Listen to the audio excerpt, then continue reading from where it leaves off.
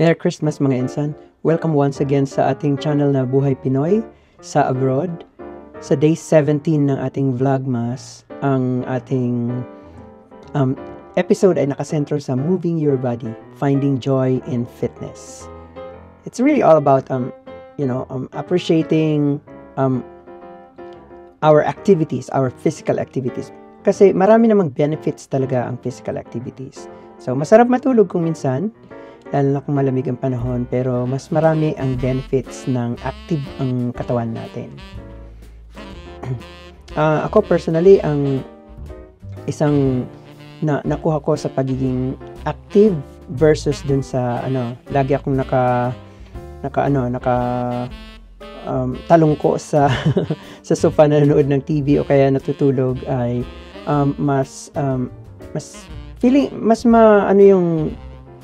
mataas yung pakiramdam ko na healthy ang katawan ko. Mas maganda ang tulog ko, mas maganda ang appetite ko. Lesser ang stress, walang masyadong palpitations lalo sa mga nagkakaedad na kagaya ko. So, yun, let's explore other activities na physical in nature kasi para sa karamihang mga tao, sabi nila wala akong, hindi ko ma-afford ang gym membership kaya sedentary ang buhay ko. Hindi masyadong mataas ang physical activity level ko. Pero alam niyo ba na hindi lang naman gym ang source ng ang paraan para maging fit ang tao. So marami, for example, simulan natin sa mga outdoor activities. So ang isa nito ay hiking or trekking. So by hiking or trekking, makakakita ka pa ng magagandang tanawin na hindi mo pa na-explore sa buhay mo, di ba? Tsaka yung tinatawag na nature walk. May mga tao na second nature na nila yung pagiging mapagmahal sa kalikasan. So para sa mga taong ito, maganda sa kanila ang hiking or trekking. Ang isa na very affordable ay walking in the park. So kung may malapit kayo sa neighborhood niyo, may malapit na park, take all the advantages. Pasalamat kayo at meron kayo niyan. Kami sa malapit sa amin meron, walking distance lang. Kaya anytime na gusto kong maglakad, basta hindi masyadong malamig o kaya hindi masyadong mainit, pwede. Para sa iba, biking is also a very good source of physical exercise. So, dito sa Amerika, alam nyo ba na marami ang bike trails dito at talagang pinagkakagastusan talaga yan ng mga local governments dito. May mga bike trails, may mga bahagi ng parks na para lang talaga sa mga biking aficionados. Kaya masaya ang pagbabike. Sa Pilipinas din, marami ng mga biking aficionados kaya suportado na. May mga nabasa ko nga, may mga organizations pa, di ba, na nagde-demand na yung portion ng mga kalsada ay ibigay sa mga siklista. Kasi malaking advantage 'yon sa fitness and at the same time din sa mga nagde-decide na since malapit lang naman ang workplace sa bahay, they might as well ride a bike to workplace and home. Sports, may mga tao rin na mahilig maglaro ng basketball o volleyball o badminton o anumang sports na kinahihiligan, golf. Basta involved ang physical exercise dyan. Ang panghuli ay swimming, di ba? So pwede namang pumunta sa beach o pool o i-assert yung interest talaga sa swimming. Pwede kang mag-join sa mga movements o mga grupo rin, mga local groups ng mga swimming aficionado.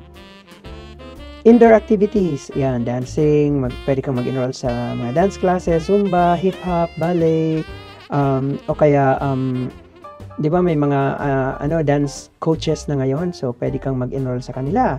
O kaya sumunod ka sa mga online dance tutorials kung wala sa budget mo ang membership sa mga ganitong or enrollment sa Zumba or ballet o kung ano man. Pangalawa, yoga. Maganda rin ang yoga. Maraming nagbe-benefit sa flexibility and balance na binibigay ng yoga, na Pilates. Home workouts, pwede ring mag-invest ng konti sa mga simple na mga gym equipment o mga home gym equipment, sabi nga niyan, di ba? Gamit ang body weight o mga minimal equipment na available. So marami ng very affordable na yan ngayon sa market. Mga unique activities, parkour, martial arts, dun sa mga mahilig sa martial arts, skating, rollerblading, rock climbing, mga unique yun. Nilalagay ko yun sa kategorya ng unique dahil hindi lahat ng tao maaaring interesado sa mga ganyan. But they are still sources of physical exercises. So ano yung mga tips para ma-appreciate natin yung physical fitness? Una, hanapin natin yung activity na talagang kinagigiliwan natin, yung interesado tayo. So in my case, ako, for a very long time, sedentary talaga ang buhay ko. Hindi ako masyadong mahilig sa mga physical or strenuous activities. Kaya yung walking, yan yung kinagigiliwan ko din. Na even in the middle of winter dito sa States, naglalakad ako. Sabi ng mga friends ko, napaka-weird mo naman naglalakad ka in the middle of winter, ang lamig-lamig. Sabi ko, basta ba, balot na balot ka lang naman. Ang maganda kasi doon, nakakalanghap ka na sariwang hangin. Pangalawa, mag-set tayo ng realistic goals. At unti-unting i-level up yung difficulty. So, sa una, siguro, lakad-lakad ka lang sa neighborhood. Pangalawa, pupunta ka na sa park na may mga trails. O pangatlo, pwede ka nang maglakad dun sa talagang nilalakaran ng mga walkers o pinapag-practice ng mga nagma-marathon, di ba? Pangatlo, maganda ang naitutulong ng support groups o mga workout buddies, di ba? Meron kang mga kasamang nag-i-enjoy din sa interest nyo, sa mutual interest nyo. Mas magiging interesting ang ginagawa mo. Pang-apat, magpatugtog ng upbeat music habang nag-exercise kasi nakakatulong yun. So kung gusto mo magpag-isa lang, in my case, ako, mas gusto ko na mag-isa lang ako, pero laging nakasaksak dyan ang headphones ko at na either nagpapatugtog ako o nakikinig ako ng mga narrations ng mga kung ano-ano. Weird ang narration na gusto ko, mga horror stories.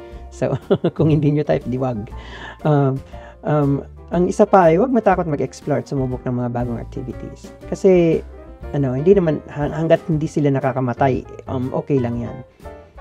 Panghuli, i-celebrate ang bawat achievement at progress. Una, kung na-achieve mo ang 1 kilometer or 1 mile na expectation mo, i-celebrate yun. Ang celebration, wag naman yung pupunta ka sa buffet tapos kakain ka ng marami. Mukhang hindi maganda celebration yun. Then, next time, i-achieve mo yung double na sa expectation mo hanggang pataas na ng pataas. Ayun. So, dito sa episode na to, tinutukan natin yung kagandahan at mga benefits ng physical fitness. Na let's find joy in physical fitness kasi mas masusustain yung ating interest. And makikita mo in the long run yung mga benefits ng pagiging physically active. Ayun. So, kung narating nyo ang stage na to ng video ko, maraming salamat po. And once again, ini-invite ko kayo na please continue to support my other social media channels. Present tayo sa Facebook, may Facebook page tayo, may Instagram, at may TikTok. Maraming salamat and till next time.